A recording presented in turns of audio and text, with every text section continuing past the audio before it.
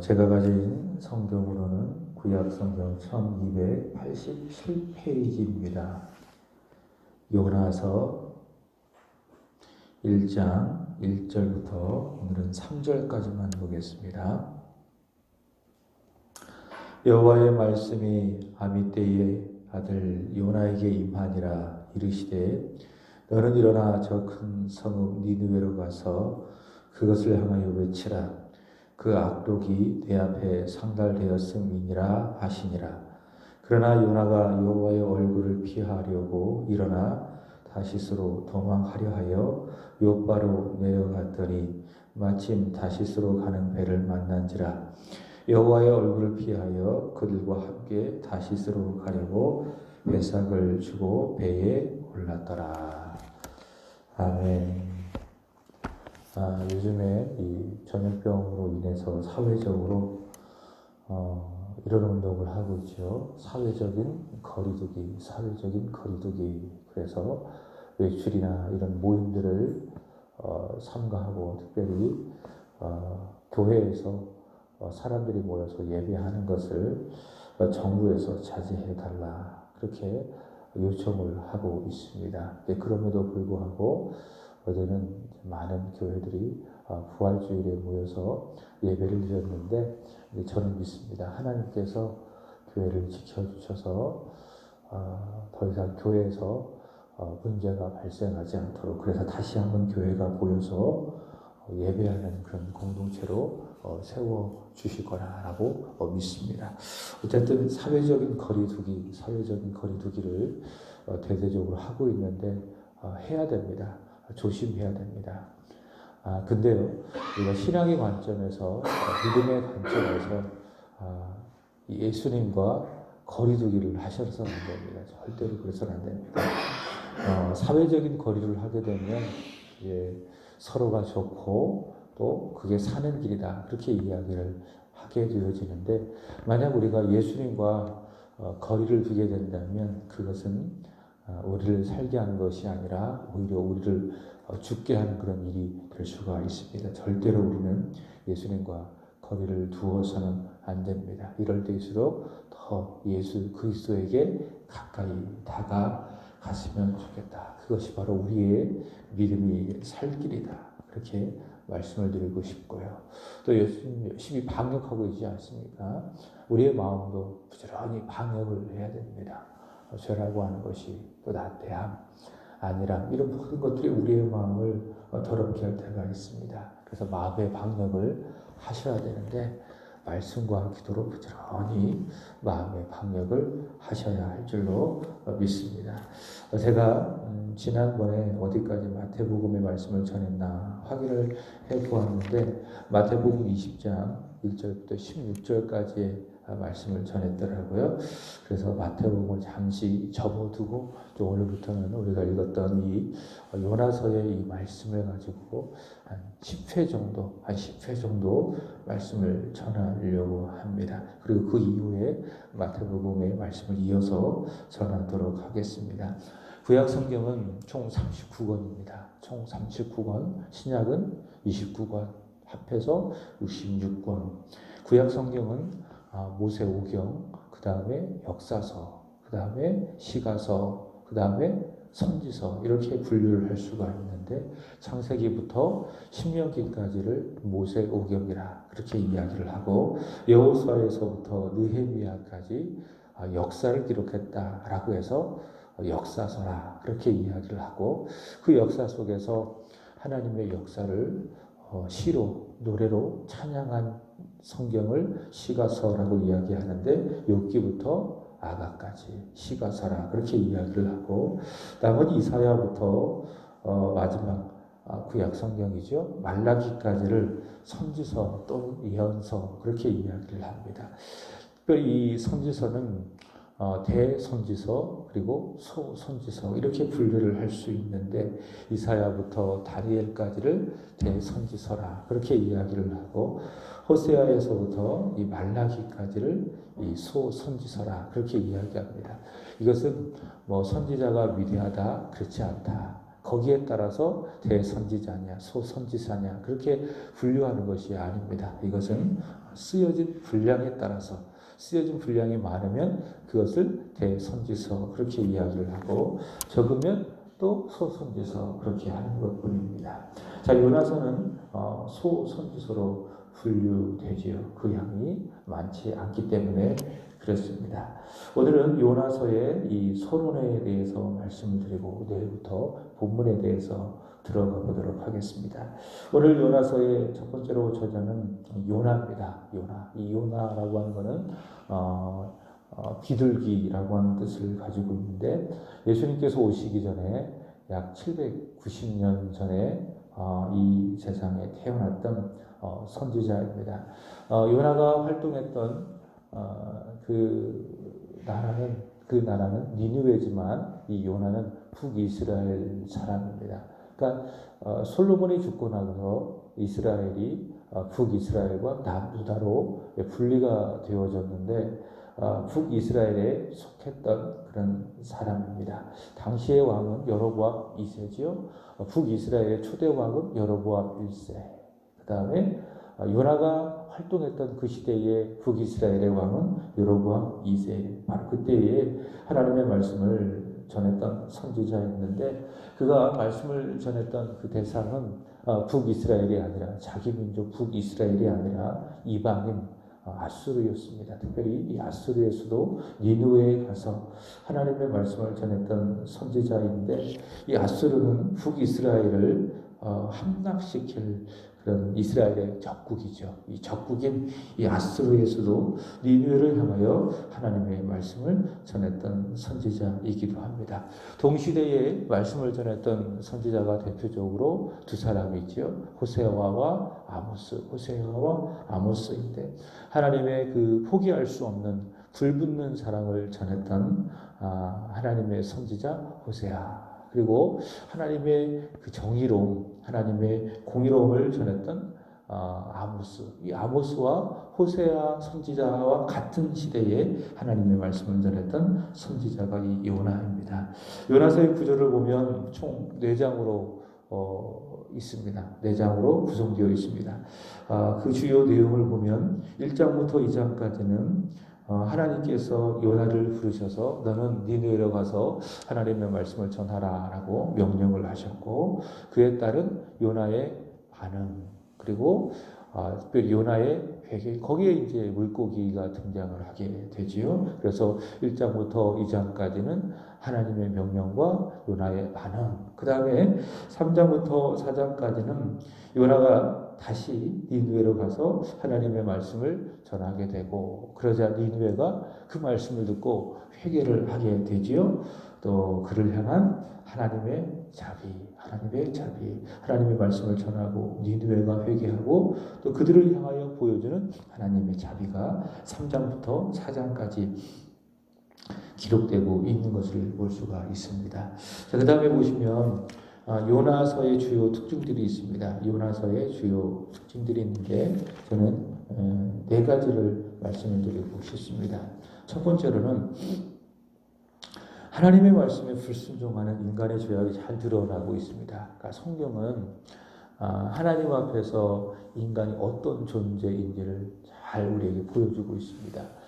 그래서 성경에 기록된 그 인물들의 그 모습은 또 그들의 생각과 또 그들의 어떤 행동과 또 그들의 모습은 과거 그 시대의 그들의 모습으로 그쳐지는 것이 아니라 성경이 그들의 어떤 그 인간이 보여줄 수 있는 그런 모습을 기록하여 우리에게 보여줌으로써 오늘 우리의 모습을 그대로 보여주고 있는 것입니다. 예를 든다면 예수님께서 십자가에 못 박혀 죽으시기 전에 베드로가 그 주님을 모른다고 3번이나 부인하지 않겠습니까?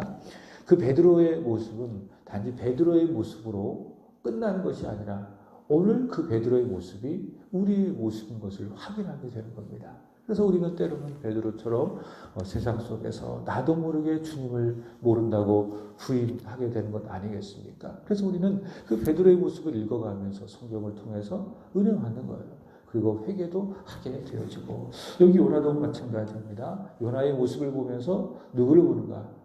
나의 모습을 본다. 하나님의 말씀을 내가 받았지만 그 말씀에 순종하지 못하는 요나와 같은 나를 보게 되어진다. 그래서 요나서를 읽으면 은혜가 되는 것입니다.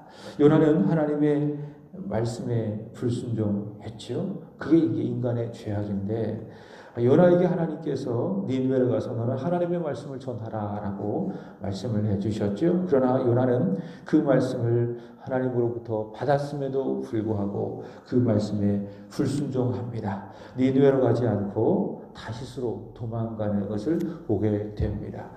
니느웨도 마찬가지죠.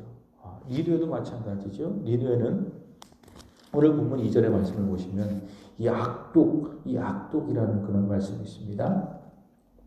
너는 일어나 저 큰 성읍 니느웨로 가서 그것을 향하여 외치라. 그 악독이 내 앞에 상달되었음이라. 니느웨를 향한 하나님의 그 말씀인데요. 그 악독이라는 것을 통해서 니느웨가 얼마나 하나님 앞에서 부패하고 타락했는지를 확인할 수가 있습니다. 니느웨에 대한 심판을 전하고 있는 그 말씀이 이 요나뿐만이 아니라 구약 성경 소선지서에 이 나훔이라고 하는 그런 말씀에 나와 있는데 거기에 보면 이 니느웨의 악행이 아주 소상하게 낱낱이 기록되어져 있습니다. 대표적으로 우상 숭배와 악행이 되겠지요.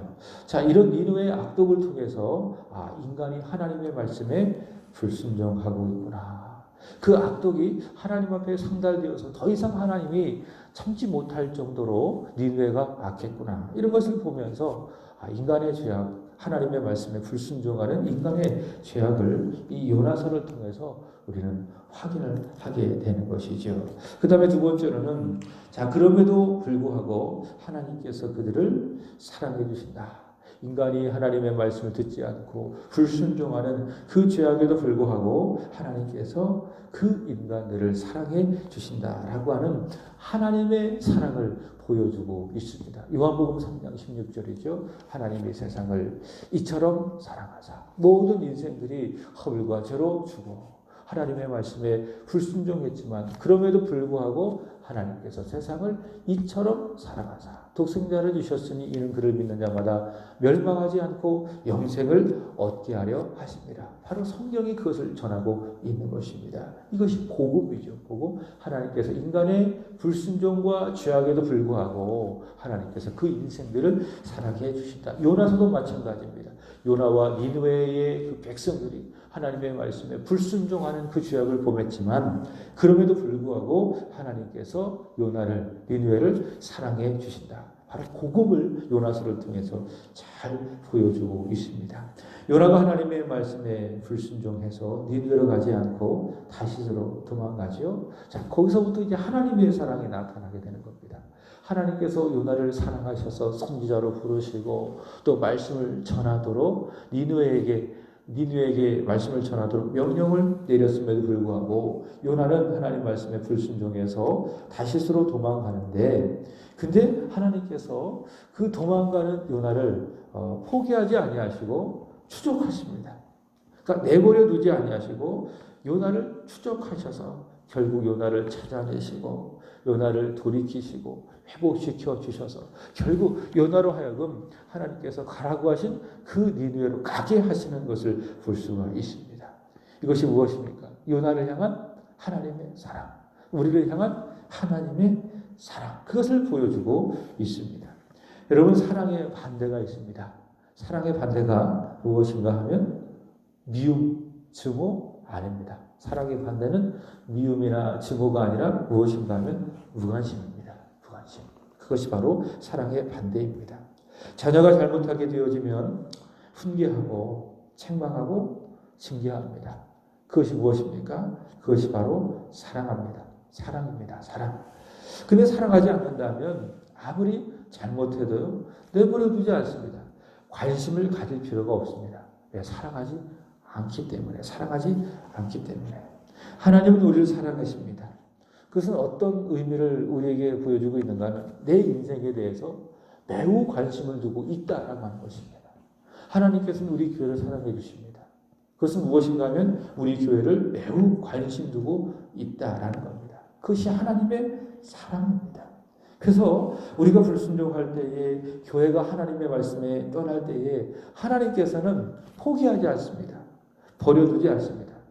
끝까지 관심을 갖습니다. 그리고 하나님의 말씀대로 하나님의 뜻대로 결국 돌이켜 가십니다. 그게 우리를 향하신 하나님의 사랑입니다. 우리도 하나님을 사랑하는 것도 그렇게 되어져야 합니다. 우리가 하나님을 사랑한다면 그 사랑에는 반드시 증거가 있어야 됩니다. 데살로니가 전서 1장의 말씀을 보시면 바울은 데살로니가 교회의 사랑을 칭찬합니다. 데살로니가 교회에는 세 가지가 있었습니다. 믿음, 소망, 사랑. 첫 번째로는 믿음의 인내가 있었습니다. 그러니까 믿음이 있다면 인내하는 겁니다. 두 번째로는 소망의 풍성함이 있었습니다. 세 번째로는 사랑의 역사가 있었습니다. 사랑에는 역사가 있다. 그러니까 사랑에는 역사가 있는 겁니다. 믿음의 소망의 증거가 있는 것처럼 사랑에도 역사가 있는 겁니다. 역사를 통해서 사랑이 증명되는 것인데, 그래서 사랑은 반드시 증명이 되어야 됩니다. 그러니까 믿음에도 증명이 되어져야 되고 소망도 증명되어져야 되고 사랑에는 반드시 증명되어져야 되는데, 그 사랑의 증명이 무엇인가 하면 내가 하나님을 사랑하는 그 증명은 무엇인가 하면 하나님에 대해서 내가 얼마나 관심이 있느냐, 하나님이 나에 대하여 관심이 있는 것처럼 나를 사랑하시기 때문에 나도 역시 얼마나 하나님을 사랑하는가, 그것은 내가 얼마나 하나님을 찾느냐, 하나님을 향한 관심을 갖고 있느냐, 그게 나타나야 된다는 겁니다. 그게 내가 하나님의 말씀을 읽어가는 것이고 하나님의 말씀을 붙들고 기도하는 것이고, 비록 이런 때이지만은 우리가 교회를 멀리하지 아니하고 하나님께 나와서 하나님을 구하며 찾으며 예배하게 되는 것이고, 그것이 무엇입니까? 내가 하나님을 사랑한다. 내가 하나님에 대하여 관심이 있다.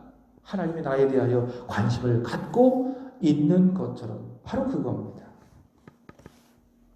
요나뿐만이 아니라 니느웨도 하나님께서는 사랑하십니다. 니느웨에 대하여 하나님께서 관심을 갖고 계십니다. 놀라운 사실은요, 약 40년 후면은 그 니느웨가 어느 나라를 공격하는가 하면 요나가 속해 있는 요나의 민족 북이스라엘을 공격합니다. 바로 그 나라를 하나님께서 사랑하시는 겁니다. 그냥 내버려뒀다면 니느웨는 망했을 것입니다. 그리고 북이스라엘은 그 니느웨에 의해서 망할 필요도 없을 것입니다. 근데 하나님께서는 놀랍게도 그 니느웨를 사랑하십니다. 그래서 거기에 가서 네가 요나야 하나님 말씀을 전해라, 이렇게 이야기합니다. 이해할 수 있어요, 없어요? 이해할 수 없는 거예요. 요나 입장에서 더 이해가 안 되는 겁니다. 그래서 요나가 3장에 가서 회개를 하고 거기서 말씀을 전했지만 그들이 돌아오고 돌이키는 것을 보고 이해할 수 없는 겁니다. 그래서 하나님을 막 대들죠.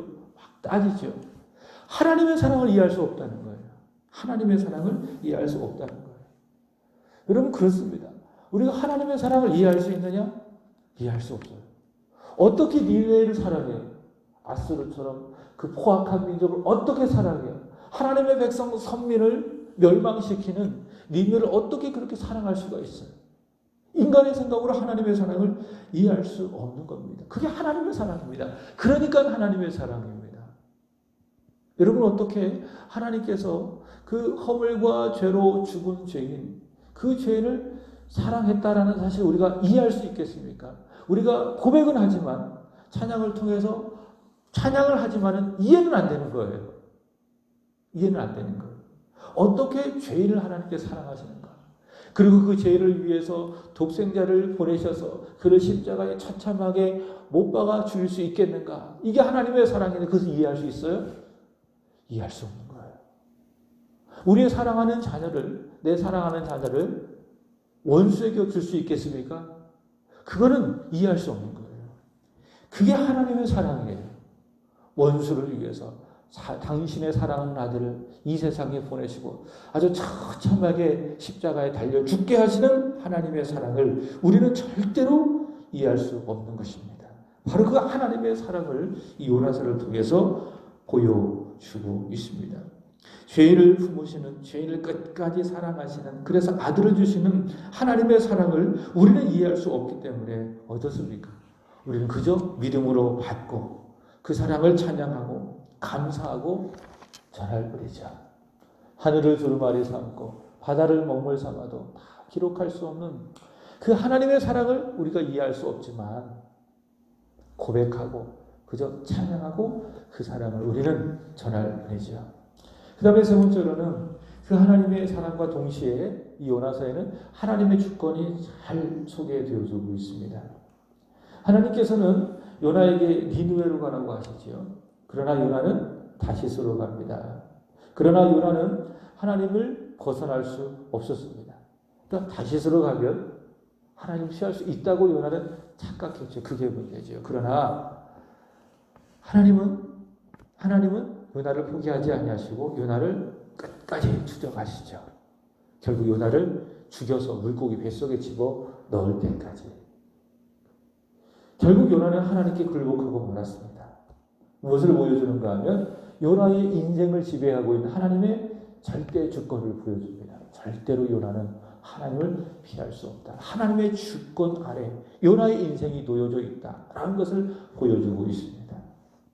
또 요나가 삼킨 물고기나 요나를 위해서 준비했던 작은 박넝쿨이나 그 박넝쿨을 갉아먹었던 어떤 수많은 벌레들이나 물고기와 박넝쿨과 이 벌레까지도 하나님께서 다 당신의 뜻대로 지배하시는 하나님의 주권, 그 주권을 보여주고 있습니다. 그래서 우리는 이 요나서를 읽으면서 하나님은 주권을 갖고 계신 분이시로구나. 하나님의 주권을 인정하고 받아들이고 순종하는 것, 그것이 필요하겠죠. 그것이 믿음, 그것이 바로 하나님의 백성의 지혜, 겸손이다라는 겁니다. 그 주권에 대항하면 대항할수록 괴로워집니다. 고달픕니다. 지혜가 뭐예요? 그 주권을 인정하고 거기에 무릎 꿇고 그렇습니다. 제가 하나님의 주권에 따르겠습니다. 그게 지혜고 믿음이고 겸손이겠죠. 그 다음에 마지막으로는 예수님께서도 이 요나서를 인용하고 있는 것을 볼 수가 있습니다.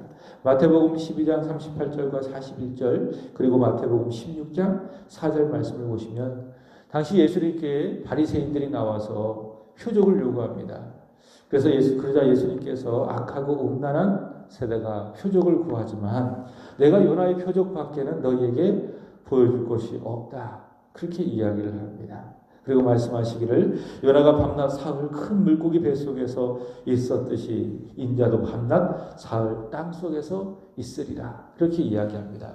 어떤 분들은 요나가 물고기 뱃속에서 이렇게 살아있었다. 이렇게 이제 해석하는 그런 분들이 있는데요. 틀린 거예요. 제가 이제 주일학교 때에